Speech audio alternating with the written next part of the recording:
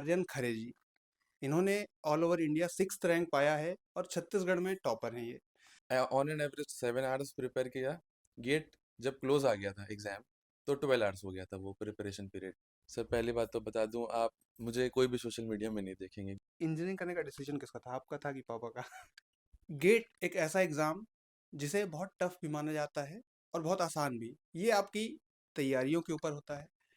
छत्तीसगढ़ में एक ऐसे विद्यार्थी निकले हैं, एक गेट का एग्ज़ाम निकाला है इन्होंने।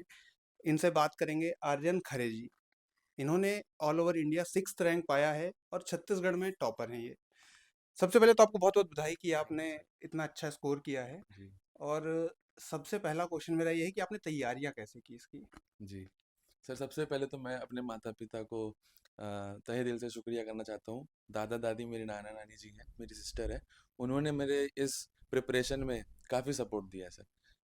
तैयारी की बात करी जाए तो सर मैंने इस प्रिपरेशन में 4 क्वालिटीज़ को बहुत ज़्यादा अहमियत दी है सर। पहला पेशेंस है, डिटर्मिनेशन है, परसिवरेंस है, डेडिकेशन है। ये 4 क्वालिटीज़ कोई भी आप देखिए, कोई भी जिसका भी रैंक होल्डर होता है, उसके अंदर ये ज़रूर रहती है। तो ये मैंने हमेशा छोड़ा नहीं है। इसको हमेशा मैं अपने साथ लेकर चलता था। हर दिन सुबह उठ कर के मैं इसमें टॉपिक्स तो रिवाइज़ करता था, पर इस क्वालिटीज़ को भी रिवाइज़ करता था। तो आपने कौन-सी इंजीनियरिंग की हुई है? सर मैंने सिविल इंजीनियरिंग किया है, उसके बाद मास्टर्स भी किया है स्ट्रक्चरल इंजीनियरिंग में। अच्छा, और आपका टाइम शेड्यूल क्या रहता था जो जो आपने प्रिपरेशन के लिए तैयारियां शुरू की होगी, तो शेड्यूल क्या रखा था जी। आपने? सर एक्चुअली देखिए, ये गेट का प्रिपरेशन 1 ईयर का होता है। बिफोर अगर देखा जाए तो शुरू के 4 मंथ्स मैं असिस्टेंट प्रोफेसर की जॉब कर रहा था। उसमें मैं ड्यूरिंग कॉलेज निकलने के बाद भी और सुबह उठ करके इसको मैं पूरा कंप्लीटली यूटिलाइज करने के लिए टाइम को हर घंटे ही रिवीजन और प्रिपरेशन करता रहा। उसके बाद फिर मैं on an average 7 hours prepare किया। गेट जब क्लोज आ गया था एग्ज़ाम, तो 12 आवर्स हो गया था वो प्रिपरेशन पीरियड। साथ ही साथ मैंने सारे टॉपिक सब्जेक्ट्स का 7 से ज़्यादा बार रिवीजन किया है। और mock test, full length mock test 20+ हुआ है वो। उसी का ही नतीजा मुझे लगता है कि ये स्कोर है। अच्छा, तैयारियों के लिए जैसे आप बोल रहे हैं 12 घंटे आप पढ़ाई करा करते थे। हमारे दोस्त यार भी होते हैं, जी। सोशल मीडिया भी है, तो कई जी। बार दोस्त बोलते हैं चलो चाय पी के आते हैं, पिक्चर देख के आते हैं। सोशल मीडिया होता है, हम अकाउंट्स में अगर इंस्टाग्राम खोलते हैं तो घंटों घंटों इंस्टाग्राम चलता है। आपने जी। कैसे मैनेज किया सब? सर पहली बात तो बता दूं, आप मुझे कोई भी सोशल मीडिया में नहीं देखेंगे, क्योंकि मैं ऑल्दो अकाउंट्स हैं मेरे, बट मैंने काफ़ी 3-4 साल हो गए हैं मुझे सोशल मीडिया अकाउंट को एक्टिव किए। मैं सोशल मीडिया में तो नहीं हूँ। पर रही बात दोस्तों की, तो सर कभी कभी ये भी ज़रूरी होता है कि आप नाश्ता और चाय पे चले जाएं। ऑल्दो मैं चाय नहीं पीता हूँ, पर थोड़ा बाहर निकलना, मूड फ्रेश करना भी बहुत ज़रूरी होता है। जैसे कि मैं दिल्ली में था प्रिपरेशन पीरियड में लास्ट मंथ्स में, तो एक दो फ्रेंड्स थे जिनके साथ मैं जाया करता था, बट पूरा का पूरा टाइम प्रिपरेशन में गया है मेरा उसमें। गेट की प्रिपरेशन में आपके लिए सबसे टफ क्या लगा आपको, क्या रहा, कौन सी कोई टॉपिक रहा, जी। कोई या आप आपके हिसाब से जो तैयारी करते हैं उनको किन चीज़ों पे सबसे ज़्यादा फोकस करना चाहिए? सो जैसे कि आपने स्टार्टिंग में ही कहा कि गेट टफ भी है और इजी भी है। मैं सहमत हूँ इस चीज़ से, क्योंकि सर गेट के क्वेश्चंस इतने ट्रिकी होते हैं। अगर आप वो क्वेश्चन को अच्छे से नहीं पढ़े ना, एक छोटी सी यूनिट भी मिस हो जाती है, तो आपका पूरा आंसर गलत आएगा और फिर माइनस मार्किंग तो आप जानती है। क्योंकि क्वेश्चन 65 है और 3 आवर्स है।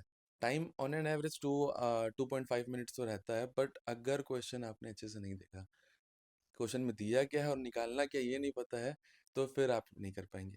और कितने जल्दी आप वो टॉपिक कनेक्ट करके फॉर्मूला रिकॉल करें, ये बहुत इंपॉर्टेंट है सर। और उसके लिए आपको प्रैक्टिस मिलती मॉक टेस्ट से। अब हमारे साथ इनकी माताजी भी हैं, हम बात करेंगे कि जैसे कोई बच्चा होता है, ठीक है, पढ़ाई करते रहता है, लेकिन उसके साथ में क्या होता है, घर के भी बहुत सारे काम होते हैं जो जी। हम बोलते हैं कि हाँ चलो दूध लेके आ जाओ, ये कर लो। तो जब ये तैयारी कर रहे थे तो आपने कैसे इनको सपोर्ट किया, क्या चीज़ें रही और कैसे रहे पढ़ने में? पढ़ने में तो मुझे पूरा विश्वास था कि टॉप मतलब बहुत अच्छा करेगा बेटा। मुझे हमेशा से दिल से मतलब हमेशा यही लगता था कि बेटा बहुत अच्छा करेगा। उसकी जो इतनी मेहनत लगन से वो लगा रहा, तो मुझे मतलब उसकी जो धैर्य है ना, मैं एक बार की टूट गई थी कि चलो बच्चा इतना पढ़ रहा है, बेटा चलो अब कुछ जॉब कर लो। इतने बच्चे में देखती थी कि सब लोग जॉब कर रहे हैं, तो मुझे भी लगता था मेरा बेटा अब चलो। पर उसने अपना धैर्य नहीं छोड़ा कभी। उसकी जो लगन लगी रही, लगन उसके साथ जो उसने किया, आज उसको इतनी सक्सेस मिली है। और काम का तो जैसा है कि उसने आज तक किसी के भी काम के लिए इतनी पढ़ाई में भी लगा रहा, पर मेरे कभी और किसी भी सबके परिवार में कभी किसी के लिए उसने काम के लिए मना नहीं किया। पढ़ते भी रहेगा, मम्मी रुक जाओ थोड़ी देर में, मतलब उसने पूरा सपोर्ट, अपना साथ, दादी की इतनी सेवा, मतलब उन सबका आशीर्वाद, बड़ों का आशीर्वाद, छोटों का इतना प्यार, उसी और मेरे भोलेनाथ जी का आशीर्वाद सदा इस पर बना है। तो आज इसको इस मुकाम पर इसने हासिल किया है सब कुछ। जी। एक चीज़ और ये है कि मम्मी-पापा हैं, दोनों जी। में आप डरते किससे हैं? देखिए मम्मी से थोड़ा-सा फ्रैंक है, बट पापा जी से थोड़ा-सा अभी भी डर बना रहता है। जी। और सबसे जी। बड़ा मोटिवेशन कौन है आपके लिए? सबसे बड़े मोटिवेशन तो ये बैठे हैं, हुँ। ये दोनों के लिए, इनकी खुशी के लिए मैं सब कुछ कर जाऊँगा। इंजीनियरिंग करने का डिसीजन किसका था? आपका था कि पापा का? नहीं, नहीं, एक्चुअली मैं पापा, हम जिस कॉलोनी में हुँ। रहते थे वहाँ से मुझे था कि मुझे इंजीनियरिंग करना है। पापा ने भी बहुत गाइड किया है इस चीज़ को लेकर के। उन्होंने देखा है इसको कि कैसे आप इस फील्ड में आगे बढ़ सकते हैं। तो पापा का भी डिसीजन था और मुझे भी थोड़ा-सा अंदर से इंटरेस्ट था। किसी भी माँ-बाप के लिए सबसे बड़ी चीज़ होती है कि जब उसका बेटा पूरे इंडिया में टॉप कर रहा है, छत्तीसगढ़ में टॉप कर रहा है, कैसे खुशी मिल रही है आपको? मैं बता नहीं सकता हूँ कि बच्चे ने वो कमाल किया है। मतलब कभी-कभी हम लोग बहुत छोटे स्तर के लोग हैं, पर हमको मतलब गर्व होता है अपने बच्चों पे आज। जो चीज़ हमको बचपन में कर नहीं पाए, वो चीज़ आज हमारे बच्चों ने हमको दिला दी है। एक आखिरी सवाल बस आपसे कि जो यूथ अब प्रिपरेशन कर रहा है, ना सिर्फ गेट की बल्कि और भी सीजीपीएससी, यूपीएससी और बहुत सारे एग्ज़ाम्स होते हैं। जी, उनके लिए कि क्या एक एक एक अहम चीज़ जो सबसे जी। इम्पोर्टेंट हो कि अगर आप ये करते हैं तो आप राइट ट्रैक में हैं? सर मुझे लगता है कि आप पहले डिस्ट्रैक्शंस हटा सकते हैं। सर सबके डिस्ट्रैक्शंस अलग-अलग होते हैं। किसी का सोशल मीडिया होता है, किसी के फ्रेंड सर्कल होता है। तो आपको जो भी लगता है कि आप जिस डिस्ट्रैक्शन से डिस्ट्रैक्ट हो रहे हैं, सबसे पहले आप उसको कट ऑफ कीजिए। उसके बाद से जो मैंने कुछ 4 क्वालिटीज़ बताई है, डिटर्मिनेशन, परसिवियरेंस, डेडिकेशन और पेशेंस, इसको आप अपने अंदर ज़रूर रखें सर। ये मेरे को लगता है कि ये बहुत ही अहम रोल प्ले करेगा किसी भी प्रिपरेशन के लिए।